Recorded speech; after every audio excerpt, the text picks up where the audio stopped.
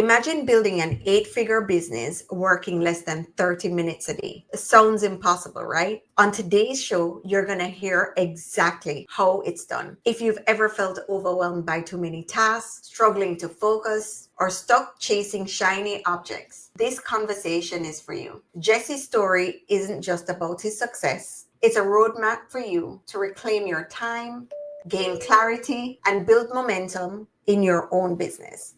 Jesse Holmes has been an entrepreneur since he was 16. He scaled his last business to 8 figures in sales, spending over 5 million in print ads, and did it while working less than half an hour a day. Now he teaches other entrepreneurs how to create clarity, flow, and leverage, the 3 principles that changed everything for him. I'm excited for this show, and I know you're going to enjoy it and you're going to get a lot out of it. Welcome, everyone. On today's episode of Entrepreneurial Truth, we have Jesse Holmes with us, and Jesse's going to tell you all about himself, his business, what he's doing. Jesse, introduce yourself to the audience and tell them a little bit about you, what you do. Absolutely. My name is Jesse Holmes. I've been an entrepreneur since I was 16 years old. My last business, I scaled to 8 figures in sales. I spent over $5 million in print advertising on magazines, direct mail, newspapers, and scaled that business to over 8 figures, working in less than 30 minutes a day. So now I'm taking all that experience to help other entrepreneurs with their own clarity, their flow, and their leverage. Love it, love it, love it. And okay, so let's dive right in. How did you do that? 30 minutes a day, that kind of sounds impossible. Tell us about it. One is I had an amazing mentor that I spent a lot of money on. That's the number one thing, because he helped me avoid a lot of the pitfalls that I would have not even been able to see coming, especially in the industry that I was in. It was a little bit of a higher risk. It was a health supplement industry, which is a lot more regulations and things like that. So he's able to help me avoid a lot of those pitfalls and things like that. So that's one thing. And anyone listening that's like, oh, I want to achieve or do more or get better. Well, you're going to need a mentor or coach. Like, you're going to save yourself so much time, energy, money, and headaches by having someone who knows what they're doing. So one, I had an amazing mentor. 2, he really taught me 3 really core principles. And that's why I talked about my intro about clarity, flow, and leverage. It really helped me focus on what was important to focus on, what were the highest leverage habits and tasks, like the $1,000 an hour tasks that made the biggest difference in leverage in my business. He also taught me how to focus in on what was not only important, but getting more done in less time. And the biggest thing he taught me was how to move forward and gain clarity. And those 3 things are all together were some of the biggest principles I took away from running that last business from my mentor. And let me ask you, how did you find your mentor? How did you identify that this mentor was the right person for you? Okay, so this is a crazy story. So a number of years ago, so I've been an entrepreneur in a number of different businesses, but about 9 or 10 years ago, I was like, you know what, maybe I need my own physical product. I was doing a lot of digital marketing, and I'm like, maybe I need my own physical product. I want to formulate a health supplement. The supplement I formulated, my uncle was in the health food industry for 25 years. He helped me formulate the supplement. So we got 1,000 bottles made, and then it was just sitting in my basement. I'm like, oh no, now what am I going to do? How am I going to sell these? And so really, when the student is ready, the master appears kind of thing. That's kind of what happened. Is we had these bottles in my basement of health supplements, having no idea how I was going to sell it. And just through networks and connection, I had a mentor pretty much fall into my lap who was doing insane amounts of volume in print media selling health supplements, and we connected and we joined up together, and I joined his program, and I became one of his top students, and the rest is history. Wow. Okay. And for our entrepreneurs that are listening right now, and they're just finding a mentor, what would you say is the key takeaway in terms of just being a good student? That's a fantastic question. So something my mentor really hammered home for me is that the actual course and the training and those kind of things are 10% of what it takes to really be successful. The 90% are the habits and the ability to take action and do the thing, not just knowing what it is, but actually getting it done. That's where the real success is. It's being able to stay focused and committed, about being able to keep taking action and never giving up when the going gets tough. Those are the principles that will apply to any entrepreneur in any business. Doesn't matter, what kind of business you're in or not. These are the success principles that are applicable to anybody. Oh, and how many hours a day did you actually have to implement what your mentor told you? How many hours a day? Well, what was really nice about what my mentor told me to implement is that there's a lot of stuff that can be implemented that isn't as important as the one thing. And he really helped me focus on, say, hey, if you just focus on just this for 30 minutes, less than an hour every single day, all these other things that you think are important can either be systemized or automated or delegated. And he really talked a lot about, hey, just focus on this high leverage task. And for this business, it was specifically, writing the advertising and the marketing. And he said, focus on writing the ads. And that's what I did every single day. And these other things, those other systems can kind of come secondary. Oh, I love it. I love it. So are you a great copywriter? My media buyer told me I was the best newspaper ad copywriter, active copywriter as of this year. That's not saying much because there's nobody doing it much anymore. But Wow. yeah, that's at the time I was pretty proficient. Yeah, I did a number. Like I said, we spent over $5 million in advertising. I had a couple ads that were doing. I spent $1 on ads and they'd come back three to four to one, like within 24 hours, 48 hours. So yeah. Oh, so let me not too bad. so let me ask you this. Okay, so you're a phenomenal copywriter. So let me ask you, knowing what you know, right? And people are using ChatGPT and other means to now do copywriting, right? How has it helped you scale what you're doing? That's a great question. So the funny and crazy thing about copywriting is that every medium is different. And so the way you have to write copy and things like, Facebook ads are way different than Instagram. Like every medium has its own lay of the land, so to speak. And copywriting for online is way different than copywriting for offline. It's like there are two completely different things. But what I really took home from my mentor is not about, being a good copywriter. It's how to break into being a good copywriter and any market whatsoever. And that's what the principles that I was saying before about, being able to focus on the important things and develop these high leverage habits and knowing how to gain clarity, not just by learning more, but by doing more. These were principles I took from my last copywriting job to be able to break into any market and find success. Oh.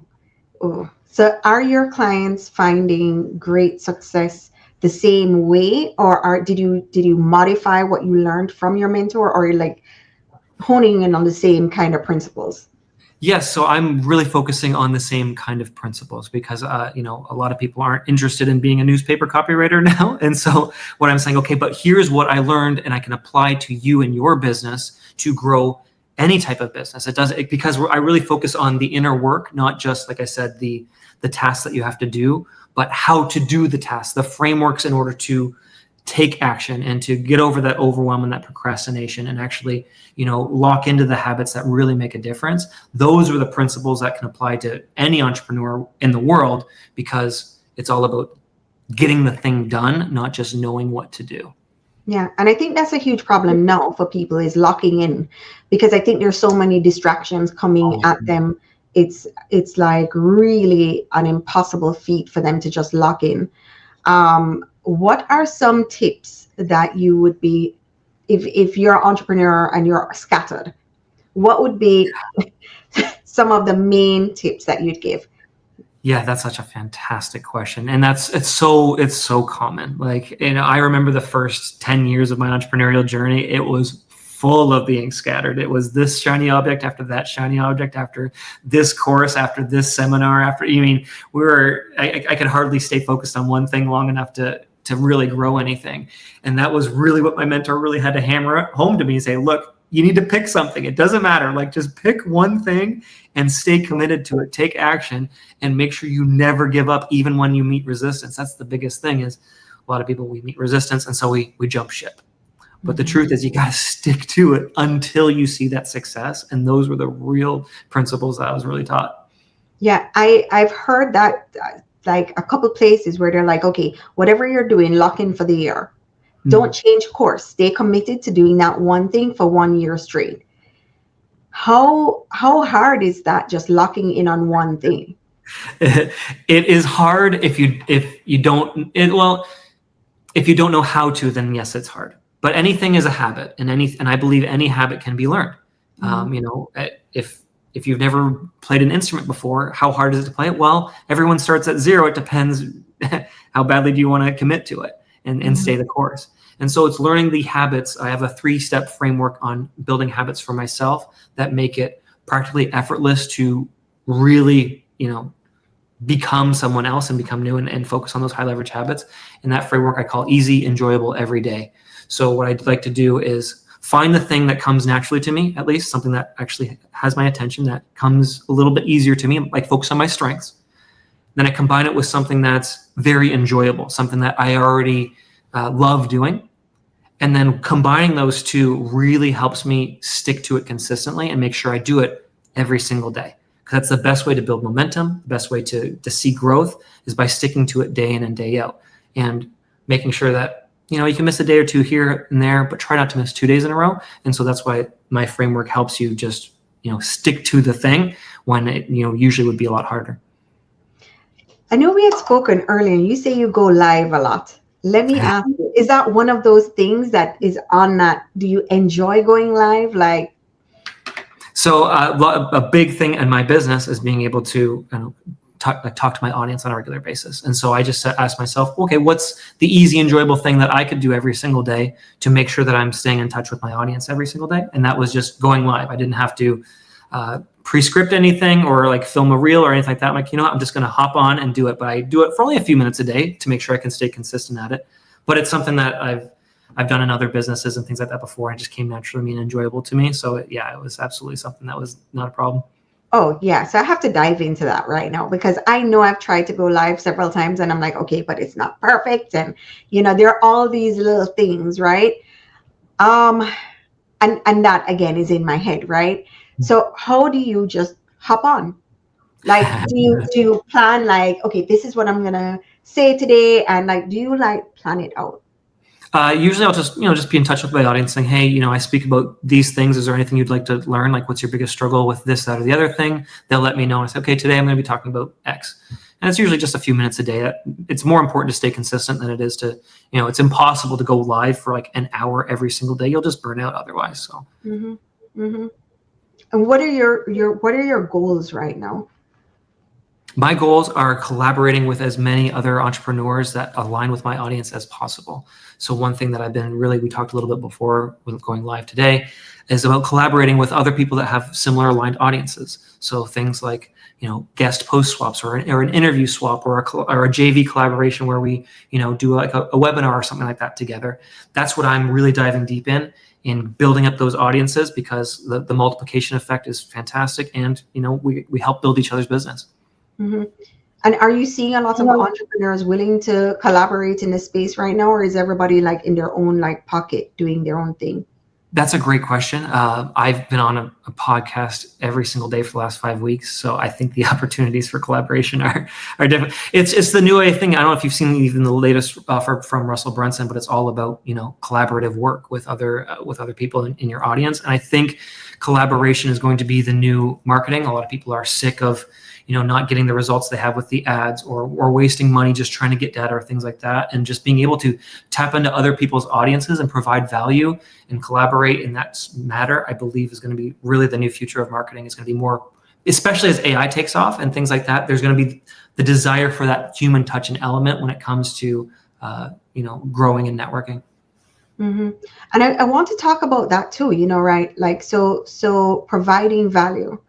Right? Because the currency of value or information is diminishing because people feel like they can get that online.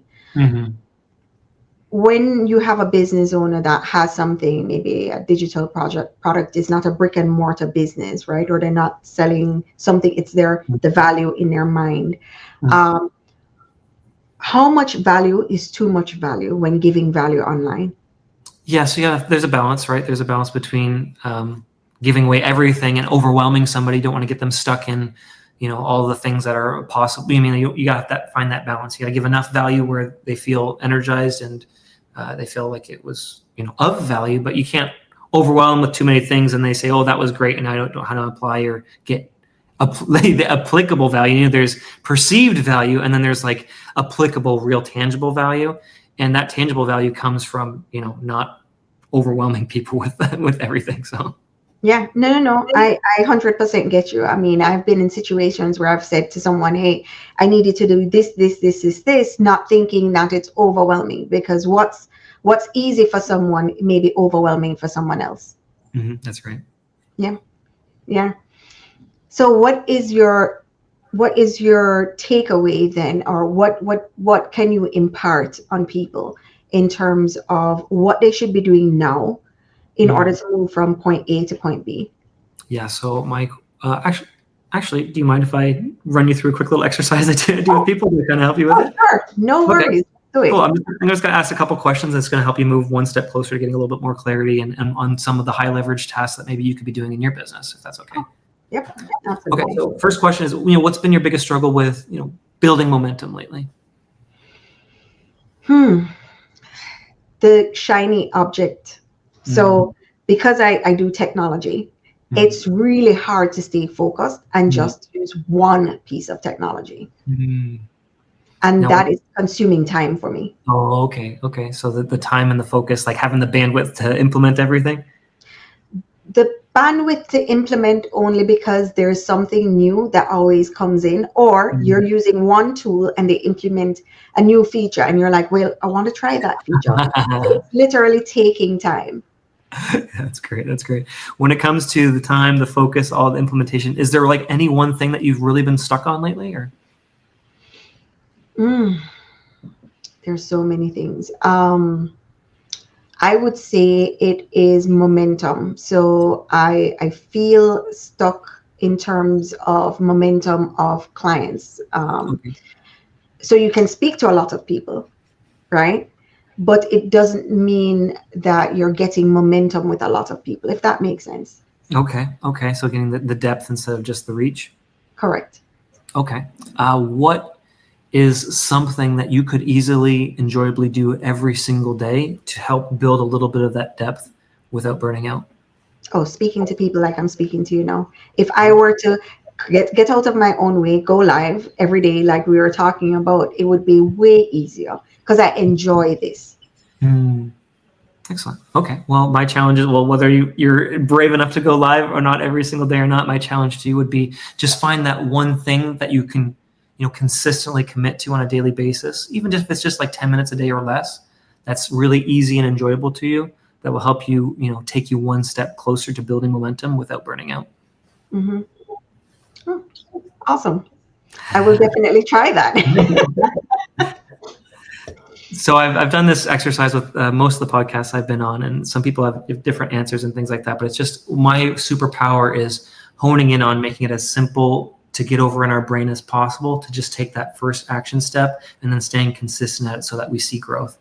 I get it. You know what it is? I think even while you're asking the question, there are so many things that go through an entrepreneur's mind as to what could be the main issue, right? So that in itself was an exercise that I do for my own clients, is like, listen, I need you to sit there and audit.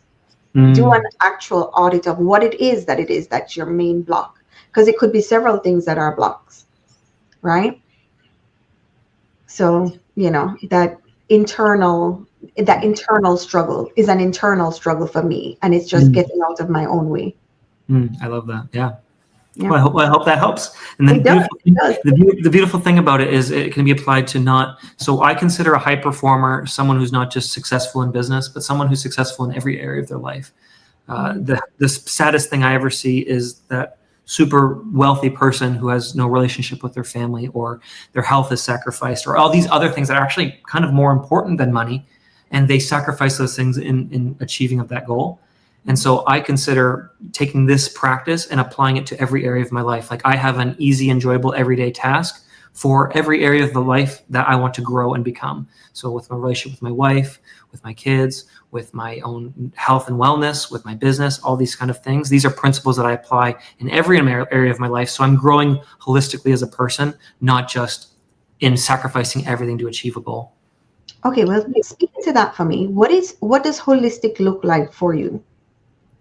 So for me, I believe that how we do one thing is how we do anything. And so if I'm able to be able to grow in every area of my life, I build a life that's fulfilling and deep and meaningful to me, and not when I achieve this, then I will be X, Y, or Z. There's so many people that say, when I hit my business goals, then I'll be happy. The truth is, because they sacrificed happiness and they built the habit of not being happy until they hit the goal and they say, well, that wasn't anything. Now what? And they're stuck in this cycle of the then what, instead of enjoying, the journey instead of just the destination. Ooh, I love that. Talk about enjoying the journey. Talk into that. Like, what are you doing currently in your life while growing your business to enjoy the journey? Yeah, absolutely. So obviously everyone who's an entrepreneur knows that it's not all roses and fairy tales and rainbows, right? And the journey is often a lot longer than the destination. And so because of that, we got to enjoy the day-to-day, even when we're not hitting our goals or not seeing the results that we were hoping or expecting. Being able to, there's a number of things I do on a daily basis to keep me in that right state of mind. And one of the biggest things is being able to just keep taking one small step in front of the other. That helps overcome the fear, the stress, and the anxiety that comes from, all the distractions and the overwhelm and the possibilities. And being able to build that momentum on a regular basis just helps me, celebrate those wins on a daily basis. And so that it's not, when I, achieve that great goal that I'm shooting for, I've already been like, yeah, I know, I've already been enjoying this process the whole way through. It's not oh, now I'm happy. It's like, no, I've been happy the whole way through. That's awesome. That's awesome. So for our listeners, please take note that you can be happy while being an entrepreneur and building a business. You don't have to be in perpetual fear or outing fires. You can literally enjoy the ride. That's right. Yeah. That's right. Let me tell you, that is rare. That is definitely rare. You may be a unicorn. Well, I hope so.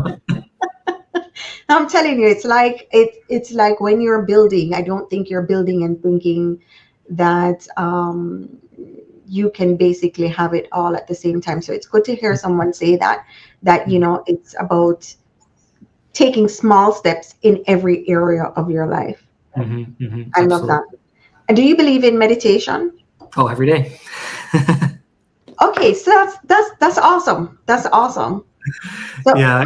I have a number of things that really help me with mindset and frame of mind and things like that, for sure. Yeah. Is that part of what you teach, or is that something completely separate? Yeah, that absolutely. So a lot of people, when they first come to me, they're just like, I want to grow. I want to grow my business. I want to make more money. That's usually the top of mind thing for everybody. And that's definitely one aspect that comes as a result of getting more done in less time, focusing on the high leverage activities. All that results in obviously more revenue and sales. But the biggest thing is, I'm like, but how are you? Like, how is you and your journey in this process? And there are plenty of things that I do in my own personal life that helps me grow, like I said, holistically. And some of these things are, getting our mindset right, celebrating wins on a regular basis, properly visualizing our goals in a way that feels that we've already achieved them, so we get pulled towards our goals instead of having to grind and push towards them.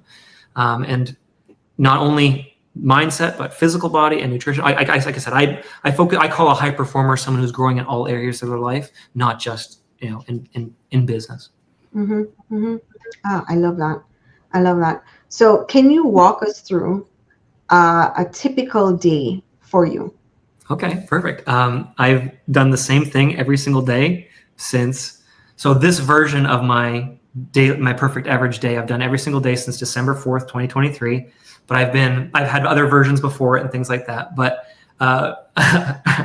I should pull it up for you. I have it on my watch. I have it on my phone. I have it in my notes. I have it everywhere that I can, because I try to eliminate every decision possible. I don't have to ever want to think, what do I have to do today? I just wake up and I'm almost like, I make it almost no thought needed. And so one of the first things I do, the very first thing I do when I wake up, is I crack the smallest smile possible. Just a little smile possible. That's the first thing I do. The second thing I do is I meditate. Third thing I do is I do goal visualization. The next thing I do is replay a highlight reel of recent wins of my recent wins and things like that. Next thing I do is breath work. Then I do stretching, and then I have a whole process of everything I do every single day, and I've been able to stick to it every single day for over 3 years because I make it easy and enjoyable for me to stick to. That is phenomenal. That is awesome. Okay, all right. I'm happy to hear that. I consume a lot of content.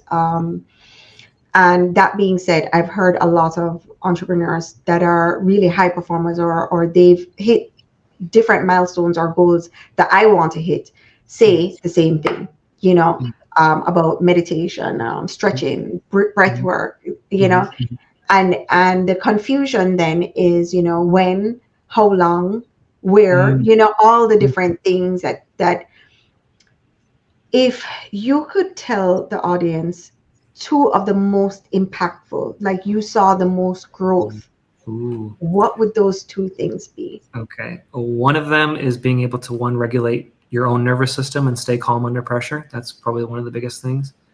On my own, that was a hard fought, one learned lesson. I went through an extreme period of burnout for 5 years, and it was a living nightmare. I was a shell of a person. It was miserable. The second thing, though, is being able to regulate my nervous system around my significant others or my friends and family. Because there's one thing that there's one thing to just like chill out on my own, but there's another thing to be able to be relaxed and calm around other people, especially in either stressful situations or things like that.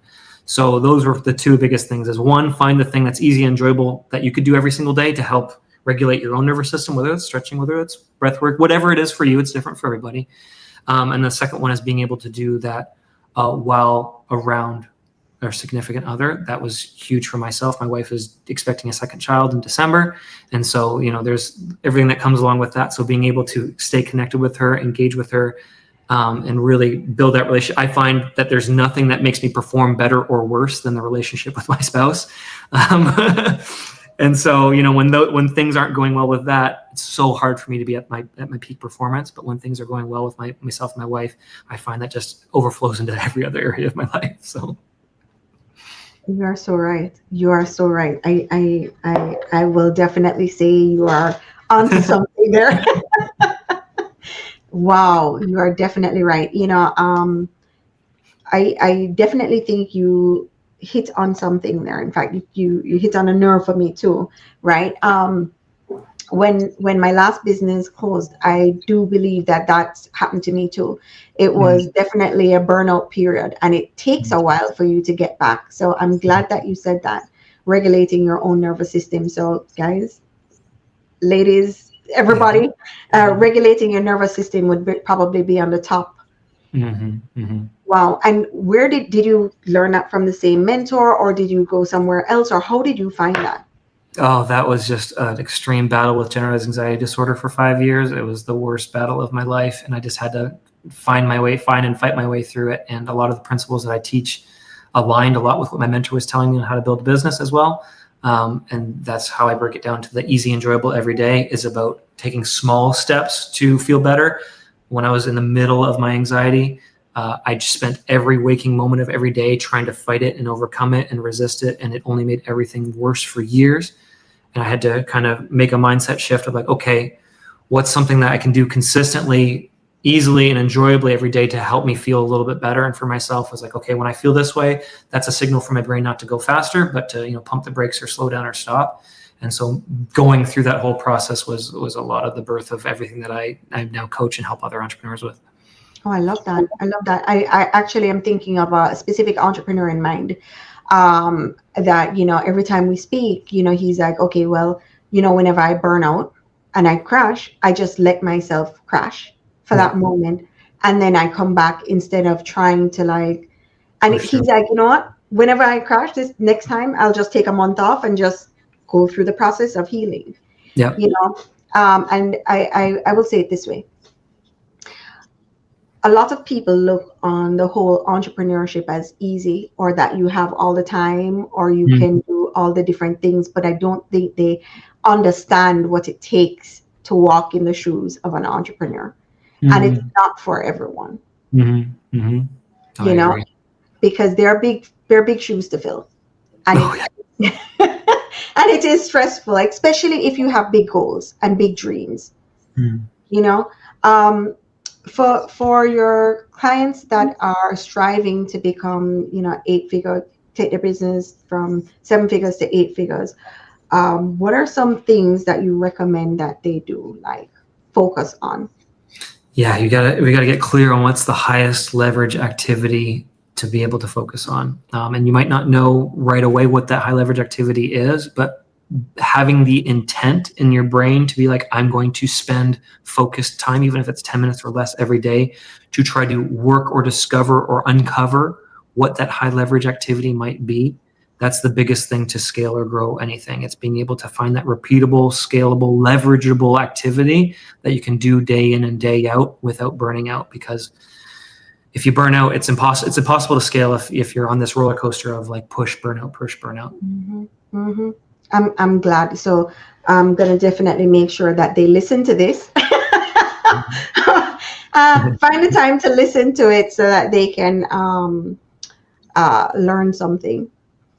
How can my audience find you? How can they reach you? Yeah, absolutely. So I have a free one page. It's called a breakout planner. It's specifically for entrepreneurs who are, feel a little stuck or stagnant. They want to build more momentum. And you can go to effortlessgrowth.co to grab that free one-page planner.